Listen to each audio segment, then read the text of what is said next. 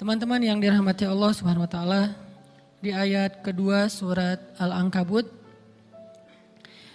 Allah menyampaikan sebuah sindiran. Allah nyindir dengan bahasa, emangnya manusia pikir Allah akan biarin aja mereka mengatakan kami telah beriman, sementara mereka tidak diuji. Ini Allah lagi menyindir orang-orang yang selama ini berputus asa setelah beriman. Berputus asa setelah berhijrah. Berputus asa dan mengeluh setelah bertaubat. Allah lagi nyindir mereka nih. Seolah-olah Allah bilang, kenapa setelah kalian beriman malah kalian masih berkeluh kesah? Kenapa kalian setelah bertaubat malah menjadi ragu kepada Allah? Kenapa kalian setelah berhijrah malah jadi labil? Bukankah harusnya setelah kalian menyatakan kami taubat, kami hijrah, kami beriman, harusnya iman kalian makin mantap? Dan bukti bahwa iman kalian mantap apa? Bahwa ketika kalian diuji, kalian sama sekali tidak goyah. Jadi Allah Subhanahu wa taala seolah-olah mengatakan bahwa ujian adalah tabiat iman. Bahwa ujian adalah tabiat iman. Bisa diuji dengan ujian yang kita tidak suka, bisa juga diuji sebaliknya dengan ujian yang kita suka. Bisa diuji dengan ujian yang sifatnya fisik, bisa diuji dengan ujian yang sifatnya harta, bisa juga diuji yang lebih berat lagi dengan ujian yang sifatnya perasaan. Yang jelas semuanya diuji. Bisa diuji dengan ujian musibah, bisa juga diuji dengan godaan-godaan dari syaitan yang melalui hawa nafsu kita. Bisa diuji dengan kemarahan, dipancing oleh orang lain untuk marah, dipancing di sosmed untuk ngebalas komen-komen mereka, dipancing untuk berdebat, dipancing untuk akhirnya kita saling menjudge, saling menjatuhkan, saling menjelekkan. Ini semuanya bentuknya ujian. Makanya Allah Subhanahu wa taala mengatakan di pembukaan surat Al-Ankabut, kalau ujian itu adalah tabiat iman. Ujian dan keimanan itu nggak bisa dipisahkan. Apa hubungan antara iman dengan sabar? Sehingga Allah Subhanahu wa taala menilai keimanan seseorang itu dengan cara mengujinya. Apa hubungan antara iman dengan sabar? Ternyata ciri yang paling jelas orang yang imannya baik adalah sabarnya. Makin baik imannya, harusnya makin kuat kesabarannya. Jadi orang yang paling beriman itu tidak dilihat dari wawasan agamanya. Itu lebih kepada orang yang berwawasan luas, yang ilmunya banyak. Tapi belum tentu orang yang wawasannya luas adalah orang yang paling baik imannya, belum tentu. Bukankah iblis itu wawasannya luas? Dia mengerti banyak hal yang bahkan kita gak ngerti. Iblis ngerti tentang dunia di langit. Iblis mengerti tentang alam yang ada di surga, alam yang ada di akhirat. Iblis tahu, bahkan udah masuk surga. Jadi ilmu iblis lebih banyak daripada kita sekarang. Tapi kenapa iblis malah tidak sebanding antara ilmunya, wawasannya dengan ketakwaan dan kesolehannya?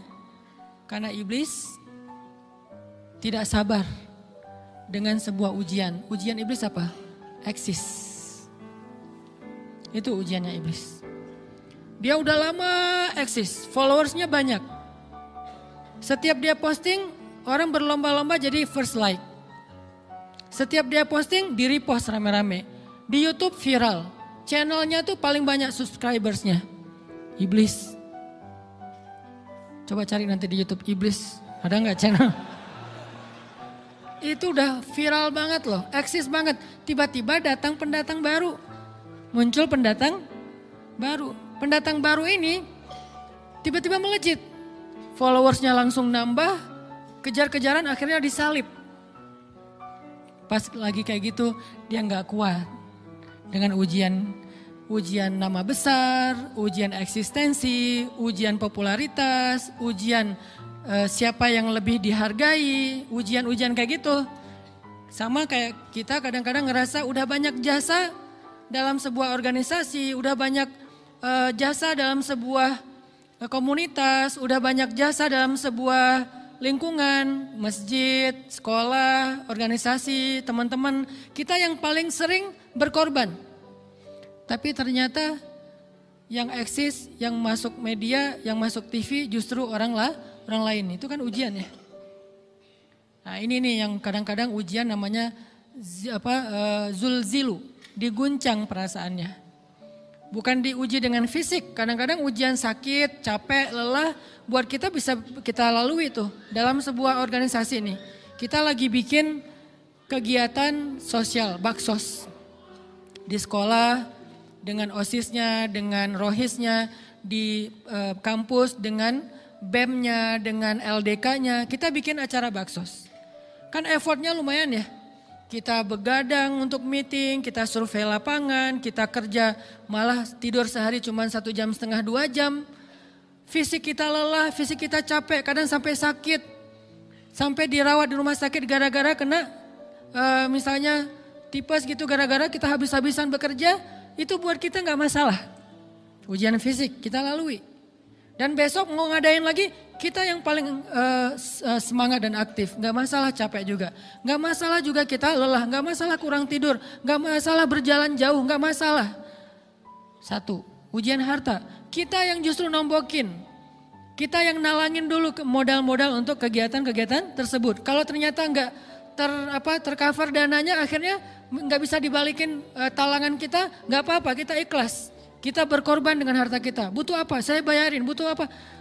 Kita lewatin ujian harta. Tapi begitu ujian perasaan, kita udah capek, lelah, kurang tidur, nombokin, nalangin habis-habisan. Ternyata teman kita yang jadi ketua panitia ada kadang cuman masalah itu doang. Atau dia yang jadi PR-nya. Yang namanya PR ketika diliput oleh media kan dia yang muncul mukanya kan. Akhirnya diundang oleh misalnya hitam putih lah atau apalah. Kok dia yang muncul di sana? Atau diundang berdua tapi sampai di sana dia yang banyak ngomong, kita diam aja. Pulang-pulang pundung. Begitu besok mau ngadain lagi udah gak mau terlibat. Left group. Kenapa itu terjadi? Ujian zulzilu, perasaan. Itu yang dialamin oleh iblis. Iblis rela banget disuruh beribadah, sujud beribu-ribu tahun, kuat iblis. Kalau kita mungkin jidatnya hitam, kalau iblis mungkin udah kepala-kepalanya hitam, saking rajinnya sujud. Wah, ibadahnya udah ribuan tahun. Iblis disuruh berkorban dengan harta yang dia miliki, dia kasih aja semuanya. Tapi kalau disuruh dia ngalah dari Adam untuk memimpin alamin, menjadi khalifatullahi fil ard, menjadi pemimpin wakilnya Allah di muka bumi, buat iblis ini berat. Kenapa dia? Ana khairum min, saya lebih baik daripada dia. Saya lebih senior daripada dia. Saya lebih sehat daripada dia. Saya lebih keren daripada dia. Saya lebih. Ujian emosional, ujian ego, ujian perasaan. Itu yang lebih berat buat kita. Kadang sakit dan dirugiin orang lain, teman segala macam kita masih oke lah. Selama ini asal kita ngumpul selalu gue yang bayarin, oke deh gak usah dibahas. Baru dibahas nanti pas sakit hati. Kalau belum sakit hati kan gak dibahas kan. Gak apa-apa deh kita terus yang bayarin, kita traktirin ngopi apa segala macam. Gak pernah dibahas. Kebersit sih di benak kita, cuman gak mau dibahas. Kenapa? Udahlah biarin aja, easy going. Kemudian kayak kita yang capek harus rempong sana kemari segala macam. Selalu acaranya di rumah kita, akhirnya kita yang bayarin, kita yang rempong, nyiapin segala macam, bebersih sendiri. Tapi begitu ada yang nyakitin perasaan kita sedikit aja, semua itu balik lagi. Dari dulu ya, nah keluar kan? Kenapa? Dipancing oleh ujian perasaan. Jadi ternyata yang paling berat itu adalah zulzilu, diguncang perasaannya. Kita kadang-kadang habis-habisan buat seseorang, gak masalah. Hujan-hujanan dia yang pakai jas hujan, kita gak pakai apa-apa, gak apa-apa. Sakit-sakitan juga, dikerok dan segala macam, biarin aja. Kalau perlu misalnya kalau bannya lagi kempes, dia naik Grab, kita dorong-dorong motor terus cari tempat segala macam sampai tengah malam. Gak apa-apa deh buat dia, apa sih yang gak buat kamu? Begitu dia selingkuh, keluar semuanya. Mulai list report keuangan. Wah dulu sekian, sampai uang receh-receh juga dihitung kan ya. Kenapa bisa kayak gitu? Perasaan kan?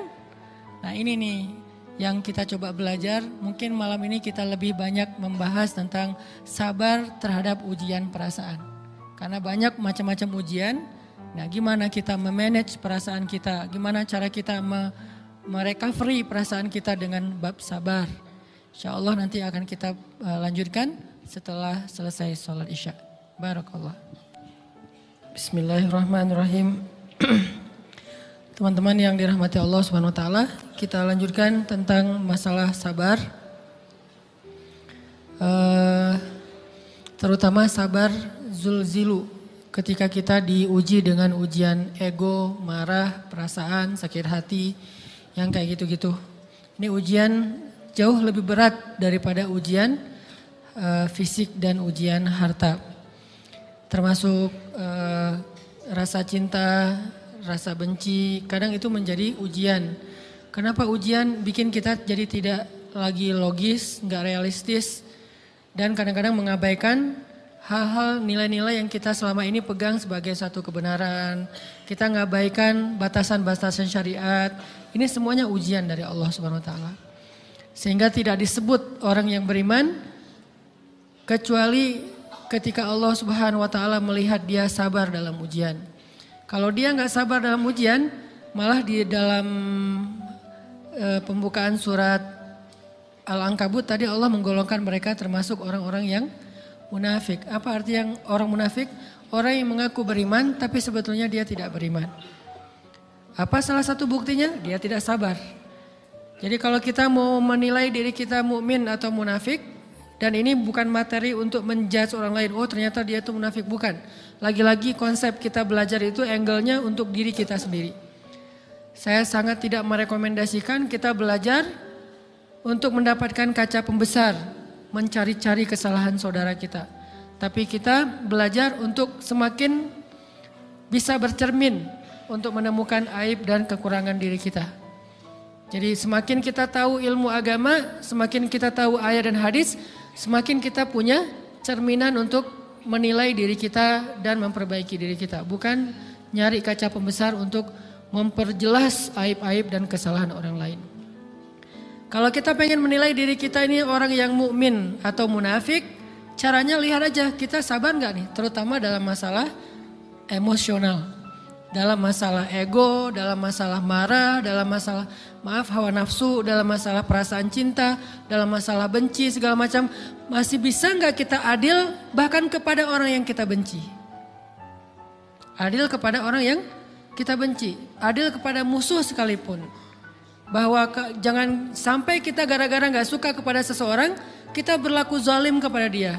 Jangan. Ini berarti kita harus ngelawan ego kita sendiri. Ego untuk memaafkan orang lain. Ego untuk bisa melupakan kesalahan orang lain. Ego untuk bisa berlapang dada dengan hal-hal yang gak nyaman daripada orang lain. Ini adalah ujian yang paling berat. Di situ kita bisa lihat kita nih mukmin atau munafik. Kalau nggak pernah sabar sama sekali dalam masalah ego, dalam masalah emosional, berarti jangan-jangan kita tergolong di antara orang-orang yang kata Allah wa ma hum bimu'minin. Mereka bukan orang yang beriman. Kata Allah di surat Al-Ankabut, mereka itu adalah wala ya'lamannallahul munafikin, orang-orang yang munafik. Nauzubillah min dzalik. Kalau kita merasa pernah sabar terhadap emosi kita, sekarang kita lihat sesering apa kita sabar terhadap emosi kita. Maka derajat seorang mukmin tergantung tingkat kesabarannya. Ada yang orang sabar hanya kalau disakiti dengan satu kata. Ada yang sabar dengan satu kalimat. Ada yang sabar dengan satu paragraf.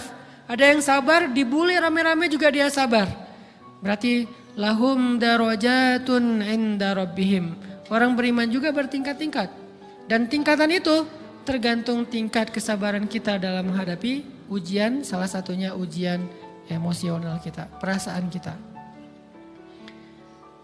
Sehingga teman-teman yang dirahmati Allah SWT, salah satu program kita untuk terus mengembangkan diri, program untuk tumbuh, program untuk memperbaiki diri kita di hadapan Allah itu adalah coba kita program dalam sehari aja, terus kita nilai berapa kali kita berhasil ngelewatin ujian emosional.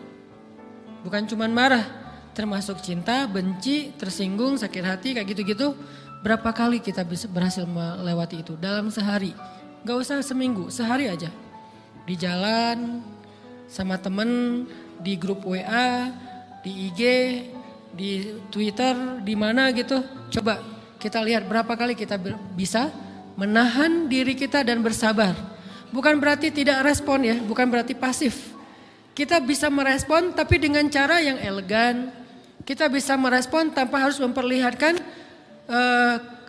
emosional yang meledak-ledak. Bukan berarti ketika disakiti orang, dihina dan segala macam kita diam aja. Gak selalu kayak gitu. Kadang-kadang kita perlu merespon untuk mengklarifikasi, tabayun kalau kata orang-orang yang dalam ilmu fikih. Kita harus tabayun. Tapi tabayun dengan marah itu beda. Tabayun dengan mencela itu beda. Sehingga kita mencoba menahan diri berpikir, aduh capek kalau gitu. Tapi kan ini bagian dari pembelajaran. Makin terbiasa kayak gitu, terbiasa elegan, maka otomatis jadi nggak terlalu repot lagi. Kan awal-awal bersikap pengen yang bijaksana, yang elegan, yang dewasa, itu kan kadang-kadang harus diusahain ya. Karena belum mengkarakter, harus mikir dulu gimana ya sikap yang paling dewasa, gimana ya sikap yang paling bijaksana, gimana ya sikap yang paling wise, gimana ya sikap yang paling elegan, masih mikir. Tapi setelah berkali-kali kita latihan, lama-lama itu menjadi spontanitas kita. Dan kalau udah bisa kayak gitu, insya Allah kita sudah mulai meniru nih akhlak Nabi Muhammad SAW. Ini ujian perasaan banget. Kalau tadi saya ngasih contoh diselingkuhin itu sebetulnya cuman bercanda ya. Karena diselingkuhin ini pastinya bukan ujian, tapi musibah. Pengkhianatan ya, tidak ada tempat. Gimana kita ngelawan perasaan kita kalau lagi kayak gitu? Gimana kita ngelawan perasaan kita kalau lagi diuji? Gimana cara kita bersabar? Karena iman dan sabar itu bisa dibilang satu paket. Gak disebut orang beriman kalau gak sabar. Dan insya Allah orang yang sabar itu adalah ciri-ciri orang beriman. Gak mungkin disebut orang beriman kalau gak sabar. Kita pikir memang iman itu hanya ucapan. Kalau iman itu cuma ucapan, inna sholati wa nusuki wa mahyaya wa mamati lillahi rabbil alamin, gampang. Kalau iman itu cuma ucapan, hasbiyallah wa ni'mal wakil, gampang. Kalau iman itu cuma ucapan, la haula wa la quwata illa billah, gampang.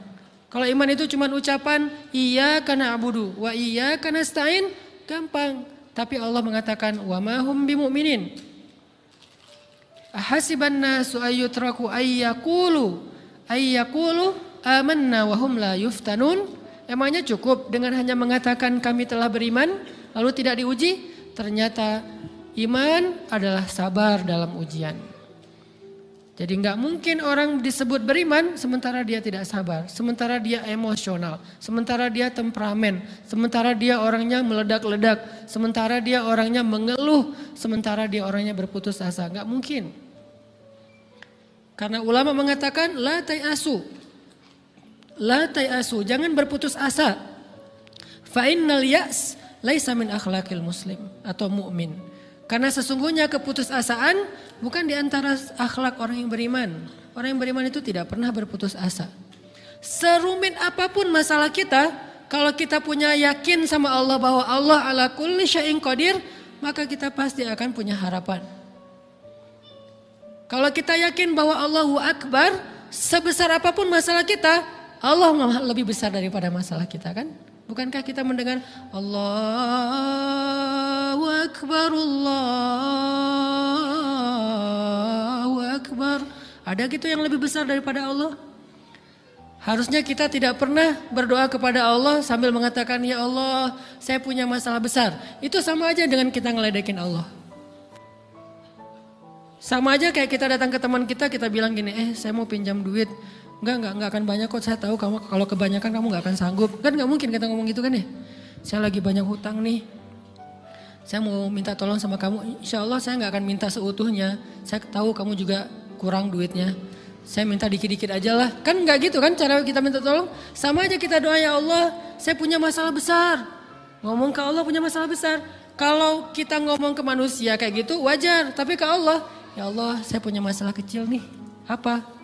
Ada hutang sedikit, berapa? 100 M.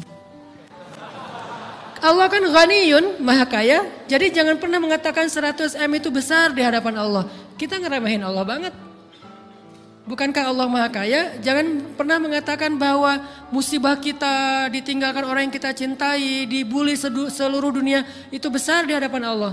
Bukankah Allah cukup buat kamu, kata kamu? Inna sholati wa nusuki wa mahyaya hasbiyallahu ni'mal wakil. Jadi Allahu Akbar. Sehingga kalau kita berdoa, ya Allah saya punya sedikit masalah. Bukankah Umar pernah mengatakan, ya nafsi, idza dhaqat alaikid dunya, fala taquli ya rabbi indi hammun kabir, faquli ya hammun indi rabbun kabir. Wahai jiwaku, kalau kamu merasakan kesempitan, kegalauan, bingung, sakit, jangan pernah kamu mengatakan ya Rabbi saya punya masalah besar. Tapi katakanlah wahai masalah saya punya Rabb yang maha besar. Iman dan harapan, berharap itu nggak bisa dipisahkan. Iman dan sabar itu nggak bisa dipisahkan. Iman dan berserah diri atau menyerahkan urusannya, tawakul atau kita nyebutnya tawakal, nggak bisa dipisahkan.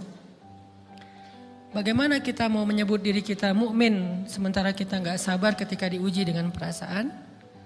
Alhamdulillah kalau kita selama ini masih bersabar dengan ujian fisik. Ujian fisik yang setiap hari kita alamin apa? Lelah, capek, pulang kerja, pulang sekolah, pulang dari kampus, ngaji. Capek kan? Belum lagi macet-macetan, belum mandi pula. Dari tadi pagi, dari semalam kurang tidur, dan segala macam. Lelah, capek, ngantuk. Kadang-kadang sampai drop kesehatan kita. Kita bisa lalui itu, gak apa-apa capek-capek juga, yang penting saya pengen belajar. Jalan nih jauh-jauh, ada yang dari Sumedang, ada yang dari Lembang, ada yang dari Banjaran, dari mana-mana datang pengen ngaji. Jarak jauh gak apa-apa, macet gak apa-apa, lelah gak apa-apa, habis duit gak masalah. Tapi sampai di sini kesenggol dikit aja sama teman kita, dalam ucapan mungkin, dalam ekspresi kadang-kadang kita senyumin gak dibalas senyum, atau mungkin hal-hal sepele. Itu bikin seolah-olah amal kita yang udah habis-habisan tadi jadi berkurang sampai habis pahalanya. Ujian perasaan. Kadang-kadang datang ke sini nggak ada rasa tidak nyaman sedikit mungkin dengan teman kita atau dengan orang yang di sebelah kita. Akhirnya kita merasa tersinggung, akhirnya kayak jadi berlebih-lebihan. Di tangga, di pintu, pas keluar, di tempat wudhu, di mana. Hal sepele sebetulnya, tapi mengganggunya bukan fisik kita. Yang terganggu bukan harta kita, tapi yang terganggu perasaan kita nih, rasa nyaman kita yang terganggu. Seolah-olah hilang semuanya.